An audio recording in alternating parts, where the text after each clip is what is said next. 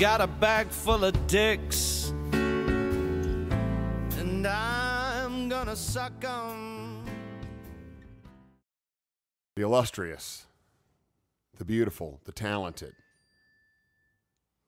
the Rob Mitchell. Ladies and gentlemen, Rob Mitchell. The Rob Mitchell, Rob. And that's about as long as I'd want a theme. Rob is an exceptional drummer. Indeed. Fantastic musician. He has played drums for Emerson Hart of Tonic, and he has played drums for Sixpence None the Richer, and he's played drums for tons of other people. And Too numerous to remember. Too numerous to remember, or too bothersome to name. All right, so we mentioned a topic recently in Nashville. Mm-hmm. An iconic group of musicians, Rush. Let's talk about Rush. And the great thing about this is it might actually get some comments flowing, because if you talk about Rush on a Facebook page, it's like talking about George W. Bush or Obama absolutely.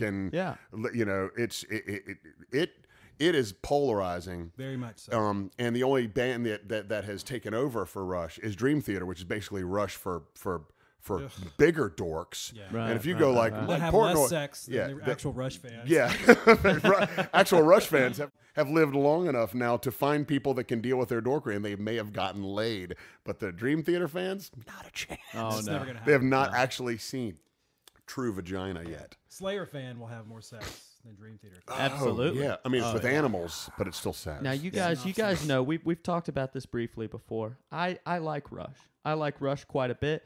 I respect them for I respect their artistic prowess and the fact that they are an original band, you know, and they have their own swagger that they've bottled up and made a great career out of. And I don't mind saying this. I hate Neil Peart's drumming. I hate it with a passion. I think he's the whitest guy on the planet, you know, and I don't see why people think he's so good. Wow. Shall we? Yeah. Shall we?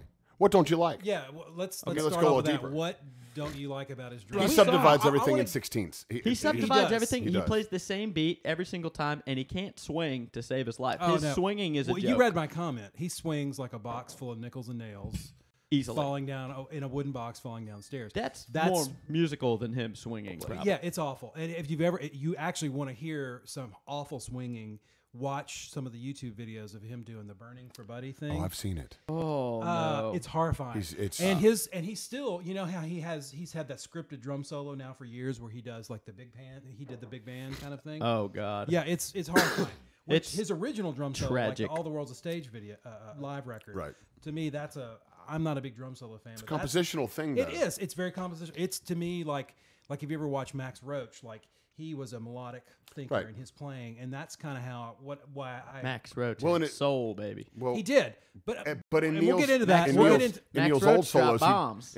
Neil's old solos, what he's saying is he tried to do what the greats did, the Tony Williams, the Philly Joe, the Max, which was in his original ones like the YYZ that all of us fucking dorks learned. Oh, I love it. Yeah. He had a beginning. He had a beginning. You know, he had a sentence. He created a sentence in a paragraph. There's a subject. There's a predicate. because there's verbs. he's there's a nouns. writer, so he's You know, so he wrote he a has thing. an outline. He's got a synopsis. But when he goes into his swing thing, I'd rather light a cat on fire and, Oh, yeah. and send it down the hall. Tom Sawyer, Okay. his groove on that song, I think, is amazing. It feels great. Not only does his pocket and his groove feel, because when I was first learning in drums, it was right about that time, a couple of years before that record came out. I got my first kit, and I was, I had the two hand 16th go, and then when I saw the video, I realized he was doing it with one hand, and that opened a whole new world for me. Oh yeah. And it totally changed how I kind of pursued kind of learning that groove and making it feel good. One night. No. All this modern music, what is it?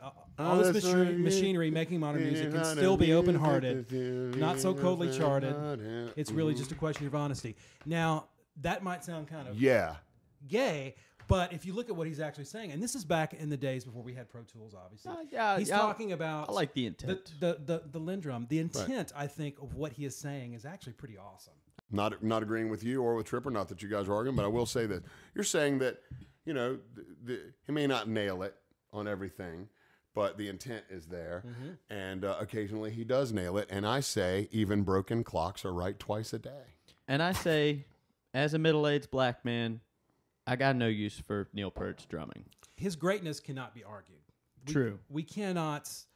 Well, I mean, his iconicism can't be if that's a word. It is now. Yeah, iconicism. That no, that can't be denied. But his greatness, define great, you know, because it ain't good drumming.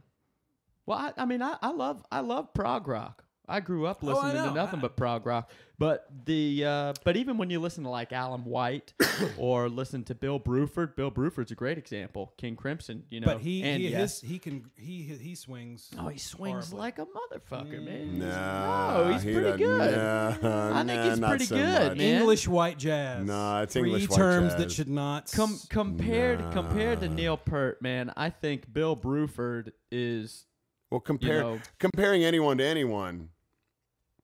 I mean, you know, you want to talk swing, talk the guys that swing. You want to talk prog rock, talk about prog rock.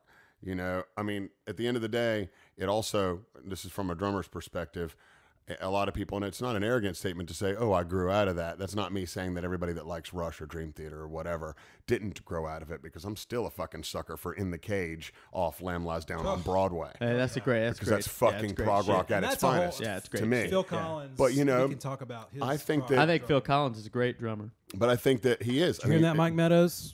Hear that, Mike? Hey, Mike, I'm with you on everything else about Phil Collins, all right? I think Neil's a gateway drug.